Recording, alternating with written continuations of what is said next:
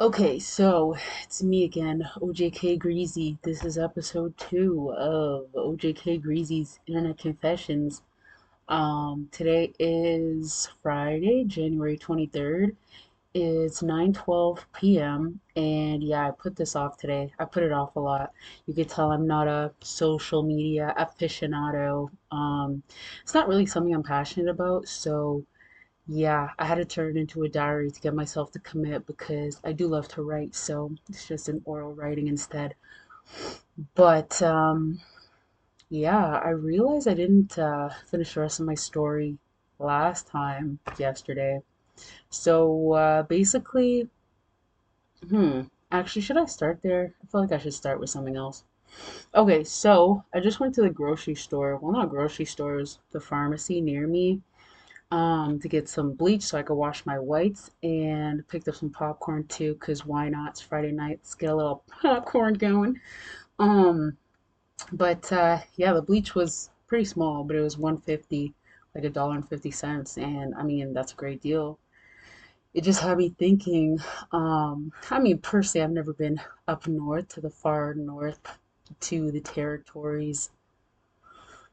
I would love to see Nunavut one day though, if they would have me. But yeah, it just had me thinking about the prices of groceries up north and how it's exorbitant. I mean, I haven't looked up those statistics probably in the last like 2 years or so, but when I first heard about it, I was disgusted. You would see a lot of Inuit people posting, well, not necessarily just Inuit, but First Nations or anyone else who, lives in that upper area who's indigenous to the landmass. I'm not really talking about like city people who move up there. I'm talking about people who culturally are from the region. Because, yeah, I have to say region because it's not even necessarily that they're culturally from the place they are right now. Because, as we know, the Canadian government has pushed around Indigenous people in more ways than one. But in this sense, I'm talking physically, like they deemed that the land that the people rightfully owned was not the people's land, and just slowly and slowly, not even necessarily slowly, but they began encroaching upon it. And basically, the indigenous people didn't necessarily, or the Inuit didn't necessarily come from the exact areas they're in now. The government had forced them out of communities they were in where they had better access to resources, where they could easily travel and trade within communities, and, they could access, it was nearer to the things they needed, like water sources, hunting sources, stuff like that. So, yeah, the government had pushed them basically to where they are today and tried to make sure that they put them on the worst pieces of land, just like we know across Turtle Island, where indigenous people are now. A lot of the places are called reserves, where the government decided they were allowed to be. But we need to understand that they weren't always in those areas. They used to be in areas where, like I said, there was better access to the things that a community needed to survive, and then they were pushed onto reserves. And in a lot of cases, it was the worst land, it was land that was difficult to grow on, like grow food and things like that, and difficult to build on. And they make sure they can't put any schools in their community, so they have to ship their kids out of the community if they want education past a certain point, which is completely wrong. Like, why would somebody, especially a people who has such a torrid history with the school system of this invented government, like, why should they have to make a decision between, should I allow my kid to go to school, which means they're gonna leave like hundreds of kilometers away and I won't be able to see them every day. They won't be able to, be connected with their people and their community. It's not like the village raises a child thing anymore because the child has been taken out of the village. So, I think forcing somebody to have to make that decision is completely unfair. Like if it was me, for example, like if somebody would ask me, would you rather, okay, hypothetically, this is if I was living within a community of my own people. I'm not saying it's perfect, but hypothetically, say we were like minded and functioned as a community and looked out for each other and raised the children as a community should. And then if it came to a point where my kid said, "Oh, I want to go to high school or college," and the only way they were allowed to do that was that they had to leave the community because the community had no high schools or colleges, I wouldn't feel good about that. Obviously, you'd want your kid to get higher education and be able to move more, um, for lack of a better word, freely throughout society. But at what cost? When you send them away, like you don't know what happens to them when they're away. And usually it's sinister things, like what happened at Thunder Bay and continues to happen in a lot of other city centers where Indigenous students are shipped in but never make it out.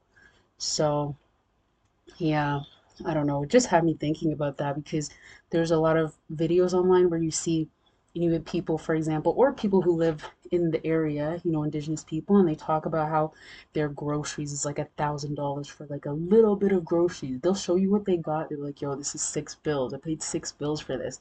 And it's maybe 2 bags of groceries. I remember looking into it because not that I couldn't believe, obviously I believed it was true because I know what the government's capable of. I know I've read a lot of real stories and it's like once you know, you can't unknow. Once you see, you cannot unsee. So the things that I've learned about what the government has done, nobody could tell me it's fake news.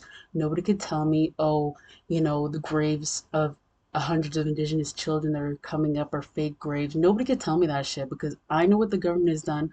I know what it continues to do, and I see the way that it functions. So I'm not saying I'm like an insider in the government because I'm not, but it's just like once someone establishes a pattern, it's clear that this is how this person or this system controlled by this person or these people is supposed to function. Like that's the way they want it to be. So yeah, I take them at face value when someone shows you your true colors, even if that someone is Uncle Sam, if it's a government, still applies.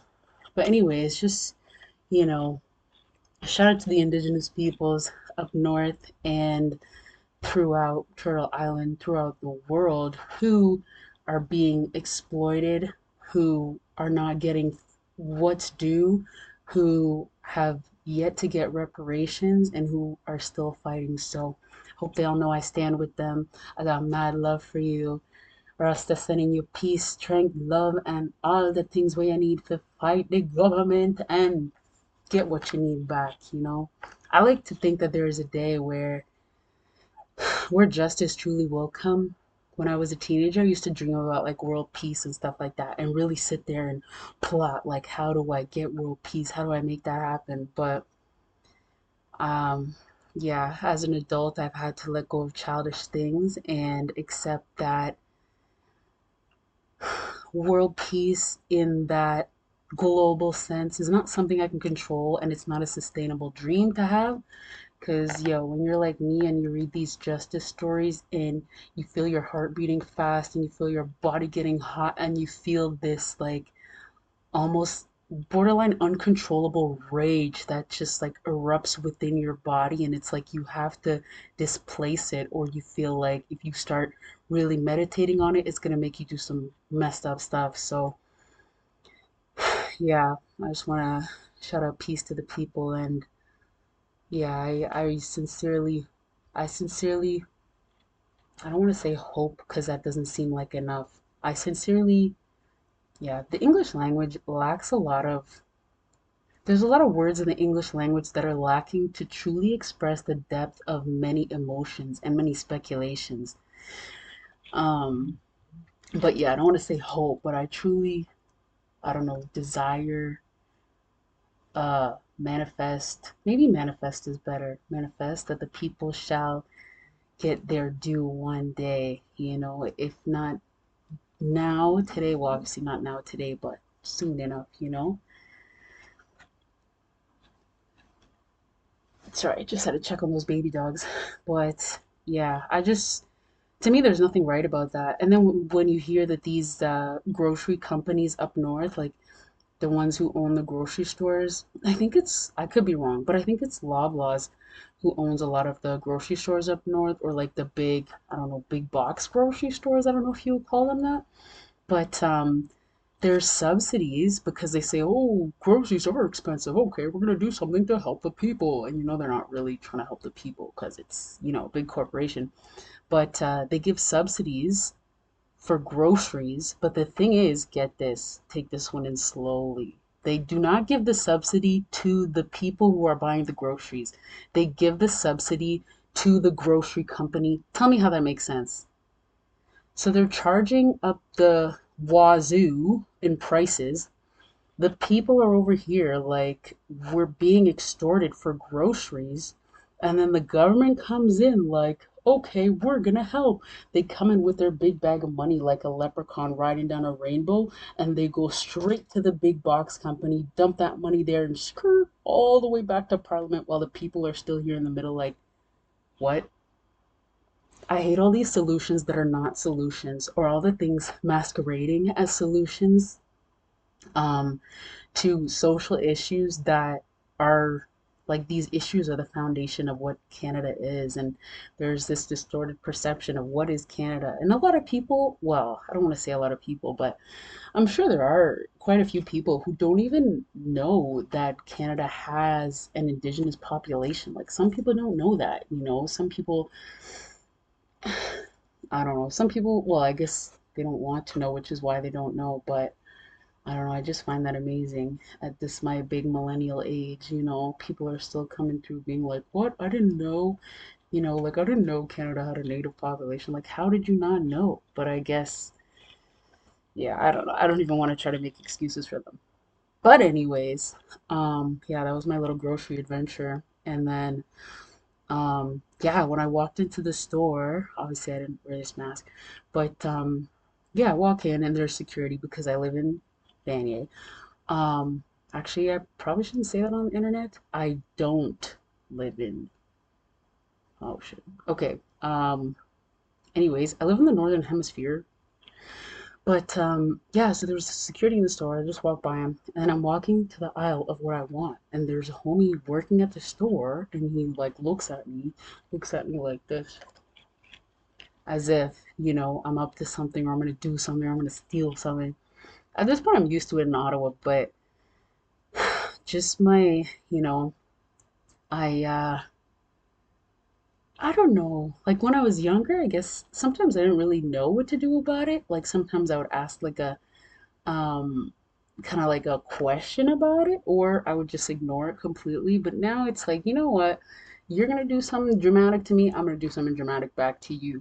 So like as he walked away behind the or down the aisle, I was like, like what?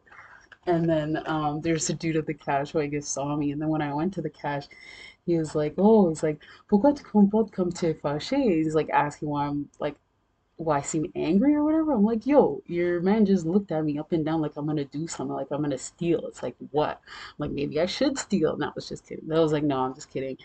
And then I don't know, he asked me if I make music or something like that. I'm like, bruh, my mixtape is not dropped yet, but trust when it does, you will know. But anyways, yeah, back to yesterday's story. I was talking about this medical thing that I'm going through, and I mentioned that I went to my MP in late October with my dad, and that's when I really started seeing progress on my issue because it had been at this point it had been since like 2020 or 2021 that my issue started, and I brought it to my health professionals, and a lot of them didn't believe me, and it took a long time for people to believe me. But anyways, jump to 2025 October. That's when I went to see my MP, and then they made a phone call, and hopefully I didn't say all this yesterday. Actually, I feel like I did now. Yo, I don't know. I should be writing these things down and not just going off the top, but that's like, but anyways, yeah, so I got an appointment with a specialist in the Toronto area in late November 2025. Went to see him, and that really put me at ease. He was a really nice guy, and I didn't have to convince him of anything because he had seen people with my issue before. I didn't have to over explain it to him, and like he understood the depth of what I was going through without me having to say, and he was really like empathizing with me and telling me, about other people who had the issue, and apparently there's only a certain number of people per year who are covered to get this particular surgery.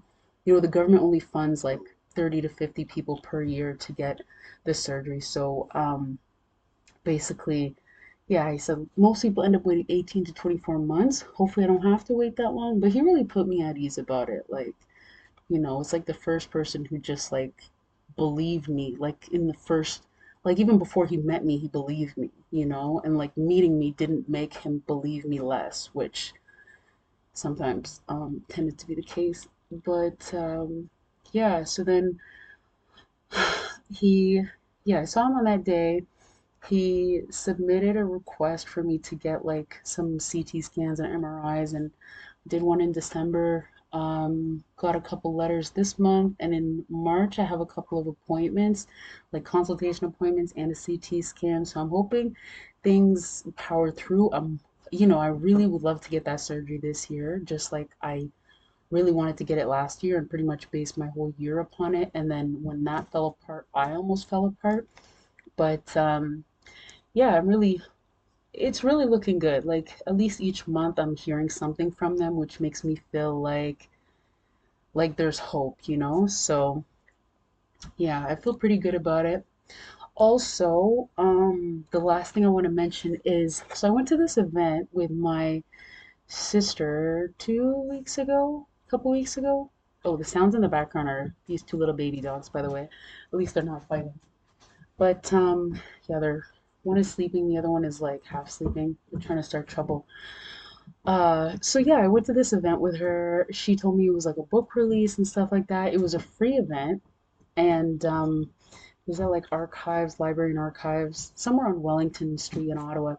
And it was actually like it was very surprising. Like I mentioned it last episode, it's like when you think you knew something almost inside and out, and then someone offers a new perspective on that thing that kind of not rocks your whole world, but it like as an element of I don't even know how to put it, but it's something you didn't know. Not that it changes your perception of it, but it surprises you in a way that I don't know, kind of breaks your heart a little bit. But anyways, let me say what it was. So first, let me show the book. I started reading it, haven't finished it yet, obviously. It's only been like a week. This is the book, We Inherit the Fire by Kagiso Lesego Morope. Hopefully, I pronounced that correctly. But yeah, during the presentation, she read some excerpts from the book, and there was also a discussion between her and a host of some CBC shows. And just the back and forth between them, I thought was like very beautiful, very authentic, very honest, and very raw. Just in the way that they were talking, it was like very refreshing. Like I said, I told her it was soul food, which it was to me. And the real point of I don't want to say contention, but the real point, the turning point, was the fact that she had mentioned. Okay, well, the book is about it's about apartheid in South Africa in those times, and about women who were in prison during that time, and one in particular who was in prison being a teenager, and then when she was older, it was hard for her to like be a mom. Like her kids felt like she was almost like an absent mom because she had all this trauma she hadn't dealt with, and she never learned how to become a mom. Like she was like still that little kid. So she brought in the perspective of, a lot of our heroes and freedom fighters, it's like on its face, when we see them in the public, they're staunch, they're uncompromising, they're strong, they're beautiful, they're like all our hopes and dreams, and everything we need them to be until they're assassinated by the government. But she brought in the point that a lot of these leaders, not to shame them and not to speak badly about anyone beyond the grave and not to speak badly about anyone who fought for anyone's human rights. This is not my intention. But it's like I'm saying the perspective, this is something I never thought of. So this is why I'm mentioning it. This is why I thought it was deep, like it hit me deep. She mentioned that there's a cost to them being that way, which is, reflected in her book that somebody who is a part of that fight, like a part of the struggle for basic human rights, and who was punished also for fighting for those rights, especially when they're young. Like they don't mature into like a full, well balanced adult, because of all that unresolved trauma, and they even like take it out in negative ways on people who love them, like their kids. Like she had mentioned certain freedom fighters and public figures who their kids had actually come out in real life confessing that they weren't like very nice people, like that he wasn't a good dad, for example, or that he was very cruel or something like that. So yeah, I thought that was surprising, and like it really broke my heart. I'll admit I like teared up a couple times during the talk. Not that I wanted anyone to see it, but just like between me and myself. I'm a very emotional person. Um, Arguably an empath, but yeah, it's like I live in a place where walking down the street, no one would think I was an empath, but trust me, all the feelings right here, the shit cuts deep. It cuts deep, yes, sir. And I'm not just boosting, like I'm being for real about it. I know we're in a world where people like to jump on these trends. Ooh, I'm an empath. Ooh, I'm a this. Ooh, I'm a that. But I'm not playing. And I remember being a teenager and like wishing that I had no feelings, and being like an early adult in my early 20s, wishing I had no feelings, because it's hard being an empath in a world where there's almost no empathy, or rewind, being an empath in a society void of empathy is like, it's very polarizing, and it can be very lonely. But I've made peace with it. It took me a long time, but yeah, nothing is perfect, of course. So, oh, speaking of this, okay, there's a quote. The quote of the day. This is I was going through a lot of my old like journal, not journal pages, but it's like notes. I have a lot of notebooks, a lot of agendas, and my agendas from like 2022 or 2023-ish. I pulled out some papers out of there because it's like I wrote some notes on there, things I never followed up on, books I wanted to read. Sometimes I write down really good quotes. So this one, yeah, I was gonna throw out this piece of paper, but I saw this quote on it. I was like, no, I need to spread this quote before it's, I don't know. I don't even know what I was trying to say, before it's not too late, because it's never too late for a good quote, but I just needed to share this quote before discarding that paper. So here it is. If your freedom is built on the denial of freedom to others, then you didn't actually have freedom at all. You had privilege. Let me say it again for those of you in the back. If your freedom is built on the denial of freedom to others, then you didn't actually have freedom at all. You had privilege. And that quote is by Chief Derek Nepinak from Pine Creek First Nation.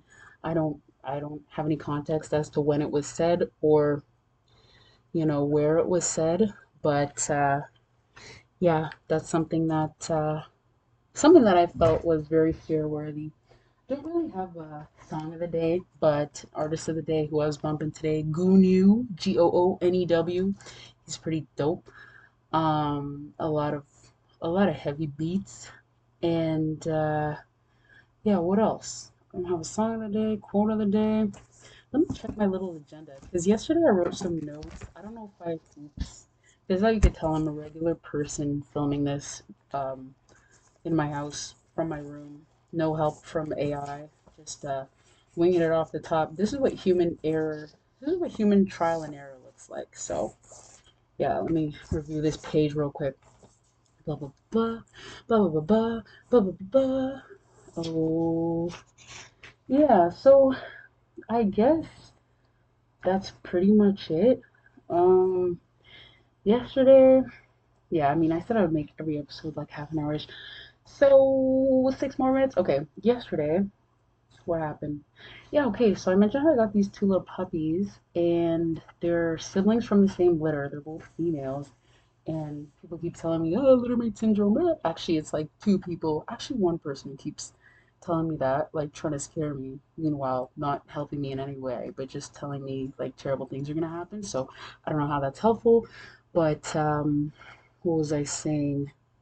Yeah, so I was doing some research on it because to me, I have a lot of experience in youth work, but I don't really have experience with pets, animals in general. Some, if you count bees, yeah. Well, I guess bees are insects.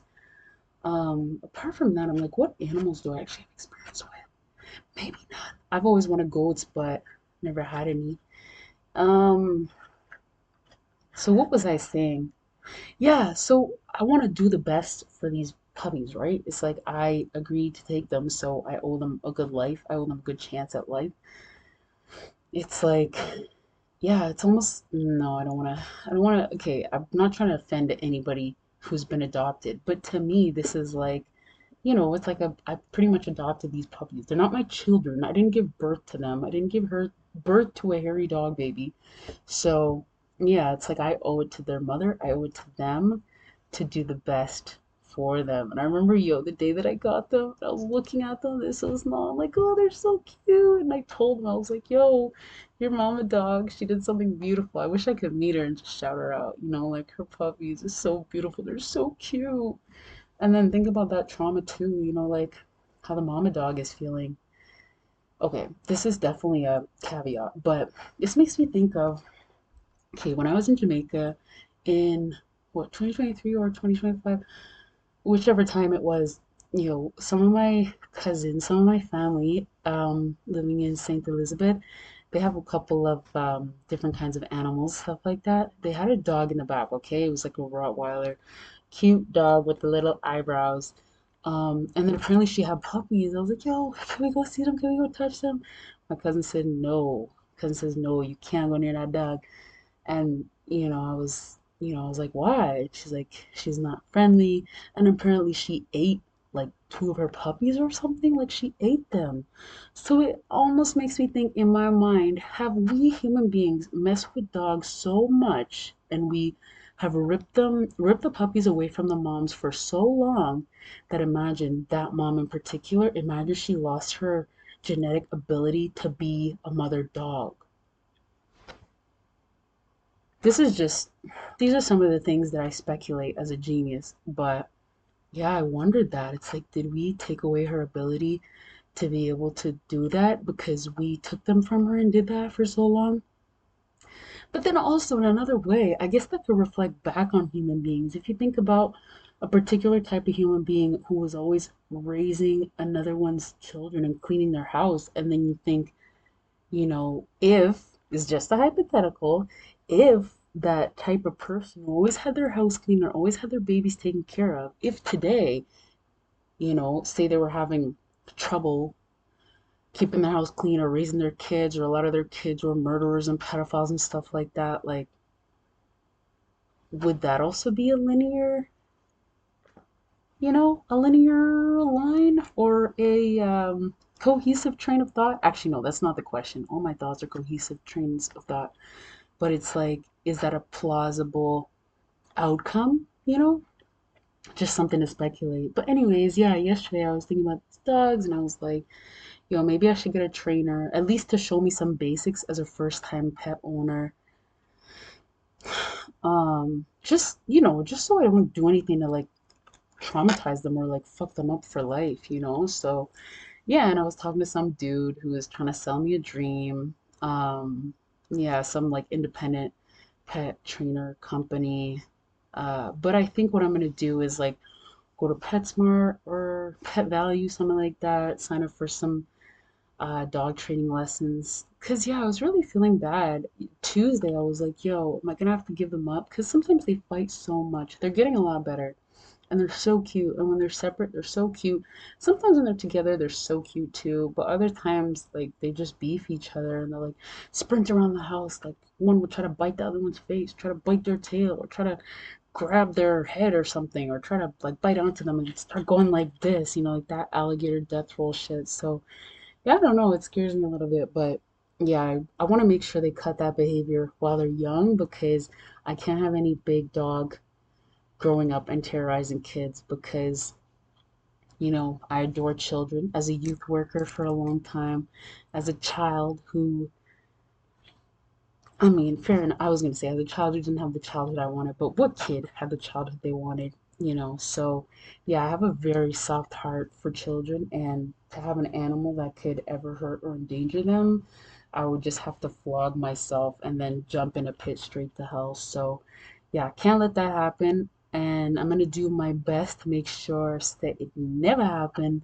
And yeah, I was this yesterday?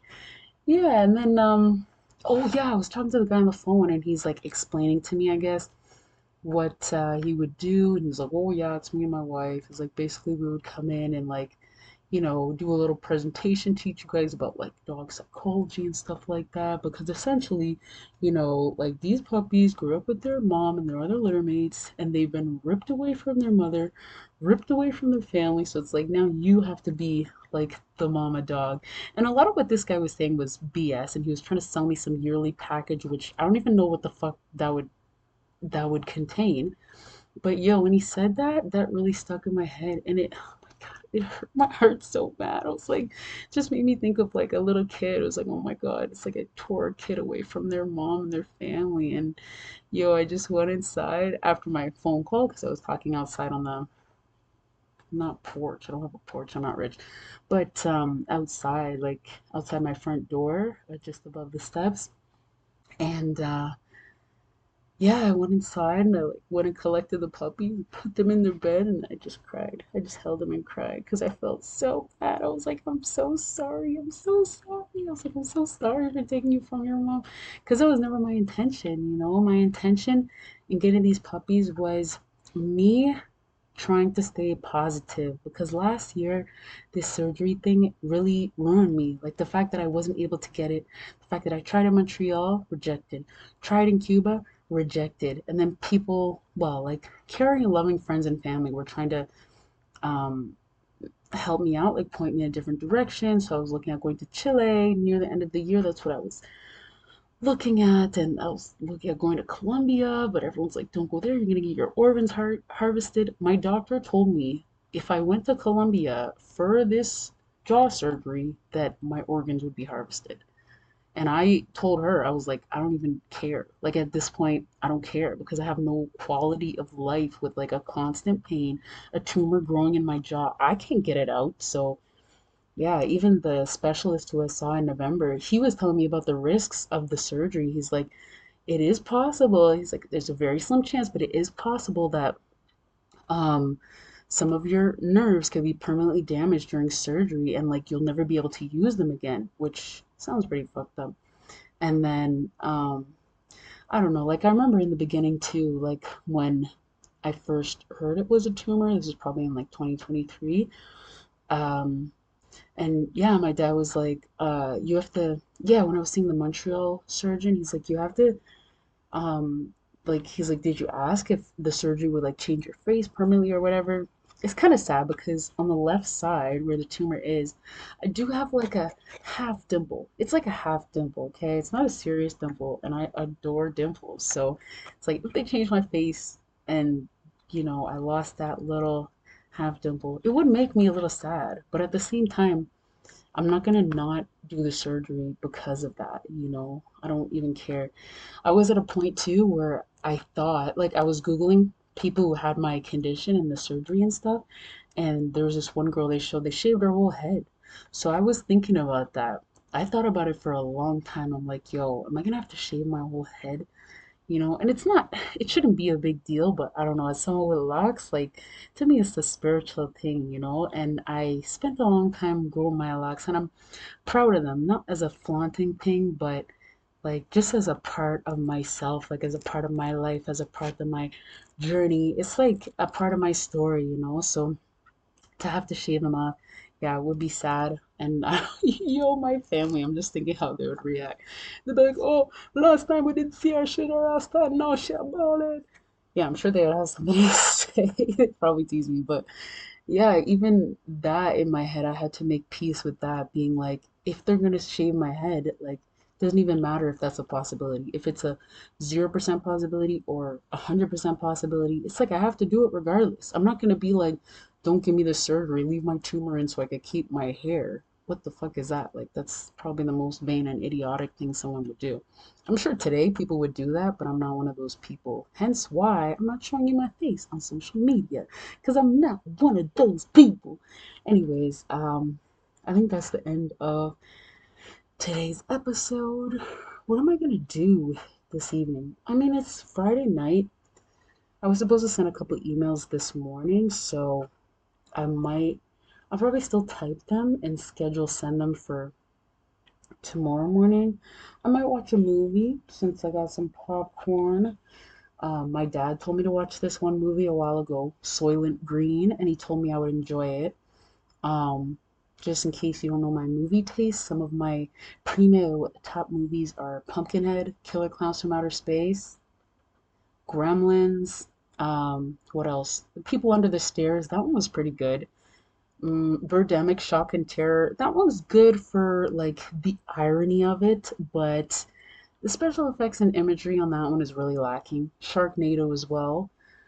Special effects are not the best, but I think it's in the third one where this one dude, he's trying to kill the sharks in a tornado, right? And he's outside and he's got a bunch of oral piercing against mask, not good.